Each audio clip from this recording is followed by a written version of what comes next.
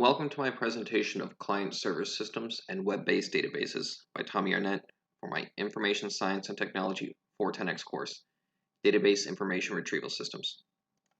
What is a client-server system? A client-server system is a model in which computing components are defined to specific roles so they can communicate.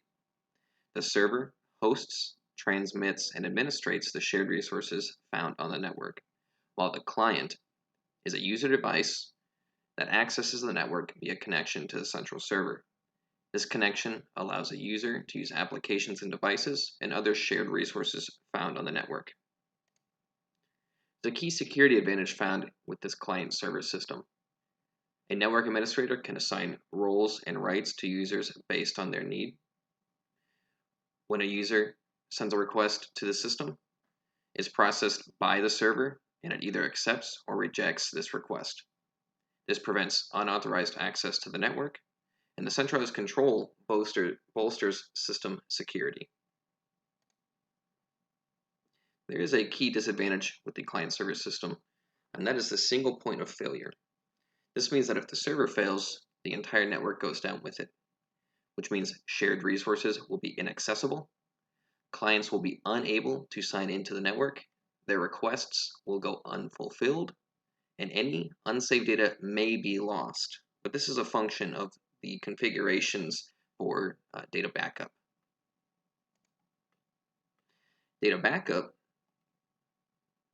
means the system will back up the data found or stored on the network depending on the configuration set up by the network administrator. There are some configurations that allow for automatic backup of the client computers and the restoration of data. Any situation in which critical information is involved requires a backup image of the data. Depending on the time sensitivity of the data, backups could be created as frequently as every day. If it's less time sensitive, data backups could be completed each week.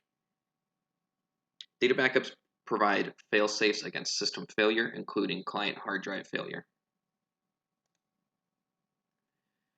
Scalability refers to the capability of the system to adapt to evolving workloads.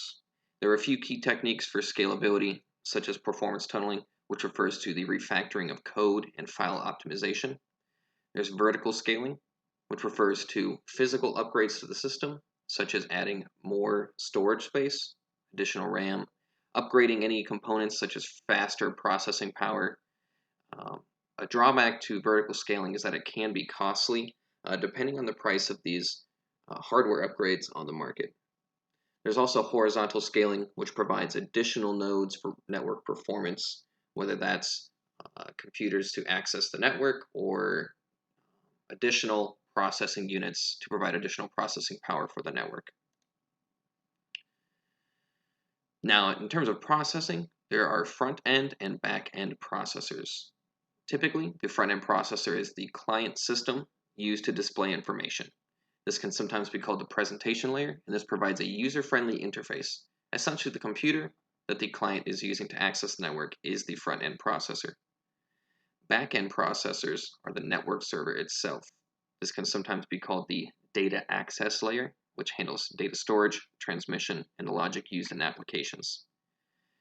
The back-end processor processes requests sent to it by the client.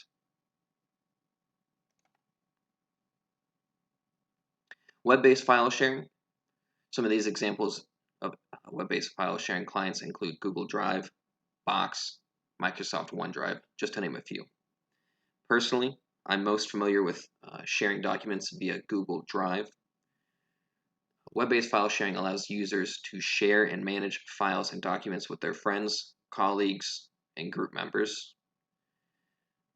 Key benefits of web-based file sharing clients include change notification logs, which allows users to know exactly who, when, and what was changed on their documents or files. Users who create files can create share links and set permissions for users who they give that link to. Sometimes those permissions could be read-only, otherwise it could be read, edit, and share rights as well. It also creates the capability for offline use. It's not necessary to 100% be connected to a network. You could download the file, work on it offline, and then share that with your friends as well. Now, client-side scripting languages, these are used in web development.